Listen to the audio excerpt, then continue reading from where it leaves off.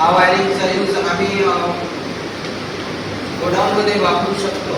जसा इथं आपल्याजवळ 4 बल्ब आहेत, 4 होल्डर आहेत ना, 3 वे स्विच नाही 1 वे स्विच.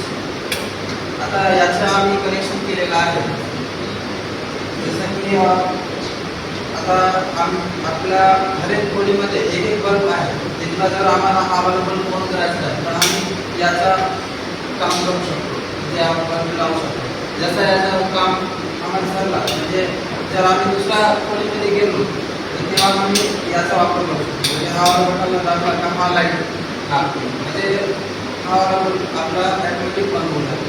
मग त्यानंतर आम्हाला तिसऱ्या खोलीमध्ये जायचं असेल तर तिसरं बटन दाबायचं. म्हणजे एक एक खोलीला एक एक बटन राहते, म्हणजे हा वाला बटन लागणार, हा वाला बंद लागणार, म्हणजे हे दोन बंद राहते.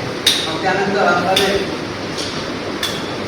या रूममध्ये जायचं आहे, चौथ्या रूममध्ये, तर आमचा हा चौथा बटन आहे रूममध्ये सेपरेट, त्याला ऑन घेतलेल्यावर हा वाला लाईट चालू होईल. त्याच्यानं आपला जे बिजलीचे बिल जास्त येणार तो कमी होईल.